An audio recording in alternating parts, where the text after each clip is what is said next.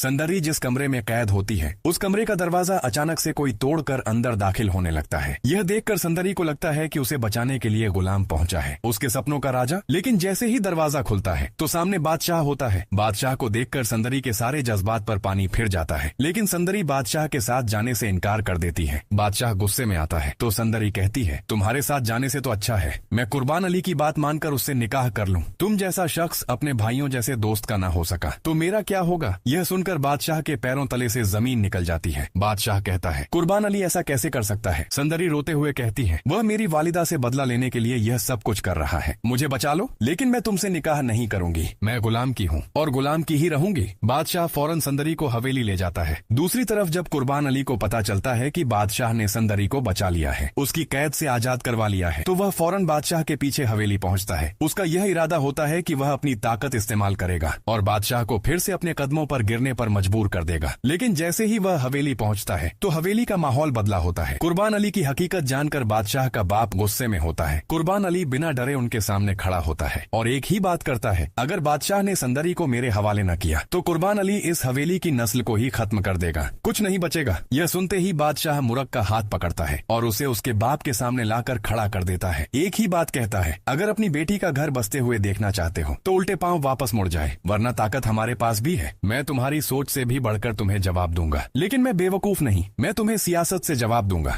जिस तरह तुमने मेरे साथ सियासत खेली। कुर्बान अली मजबूर हो जाता है अपनी बेटी की वजह से। बादशाह मुरक से कहता है, अगर वह मेरी जिंदगी में रहना चाहती है तो अपने बाप के आगे हाथ जोड़कर उसे जाने को कहे, वरना वह उसे अभी छोड़ देगा। मुरक अपने बाप के सामने फौरन हाथ जोड़ लेती है और कहती है, वह बादशाह से मोहब्बत करती है, प्लीज आप यहाँ से चले जाइए। कुर्बान अली मजबूर होता है अपनी बेटी के हाथों, लेकिन जैसे ही वह वापस आता है तो फिर से उसका शैतानी दिमाग काम करने लगता है। उसे याद आता है कि गुलाम तो उसी के कब्जे में है और क्यों ना गुलाम को इस्तेमाल किया जाए। वह फौरन अपने आदमियों से कहकर गुलाम को आजाद कर देता है। गुलाम गुस्से में होता है, उसे संदरी के बारे में इल्म नहीं होता कि वह अब बादशाह के पास है। कुर्बान अली कहता है, मैं तुम्हें संदरी हासिल करवा सकता हूँ, मैं तुम्हारी मदद कर सकता हूँ। संदरी इस वक्त बादशाह के जाल में है, अगर तुम चाहते हो कि मैं तुम्हारी मदद करूँ तो मैं कर सकता हूँ। गुलाम कुर्बान अली की बातों के जाल में फंसने लगता है, लेकिन उसका सवाल एक ही होता है कि आखिर मुझे कैदी क्यों बनाया था। कुर्बान अली झूठ बोलता है, मैंने तुम्हें बादशाह के जाल से बचाया था। उस दिन बादशाह तुम्हें ढूंढ रहा था, उसका इरादा ठीक नहीं था, वह तुम्हें खत्म करना चाहता था। अगर तुम खत्म हो जाते तो संदरी को कैसे हासिल करते। कुर्बान अली गुलाम को अपनी बातों के जाल में फंसा लेता है और यही उसकी सबसे बड़ी कामयाबी होती है। इन सब के बाद कुर्बान अली दिल ही दिल में बहुत खुश होता है कि अब वह सिर्फ बैठकर तमाशा देखेगा। असली खेल तो बादशाह और गुलाम के दरमियान खेला जाएगा। संदरी की खातिर इस खेल में एक की जीत होगी और एक की हार, और जिसकी जीत होगी वह मेरे हाथों हार जाएगा। दूसरी तरफ गुलाम बहुत सोचने के बाद फिर कुर्बान अली के पास आता है और उससे हाथ मिला लेता है, और यह चीज कुर्बान अली के दिल में जो बरसों पुराने रिश्तों का हिसाब पूरा करने की ख्वाहिश होती है उसे फिर से ताजा कर देती है। कुर्बान अली गुलाम को सारा प्लान समझाता है कि किस तरह संदरी को बादशाह के जाल से निकालना है। एक बात कुर्बान अली को परेशान कर रही होती है कि आखिर बादशाह को संदरी के बारे में किसी ने बताया कैसे, उसे सच का पता कैसे चला। हकीकत में संदरी के बारे में बादशाह को मुरक की माँ बताती है और बताने से पहले वह बादशाह से वादा लेती है कि वह संदरी को हासिल करने के बाद मुरक को छोड़ेगा नहीं, और इसी वजह से बादशाह मुरक को छोड़ता भी नहीं, अपनी सास की बात मान जाता है।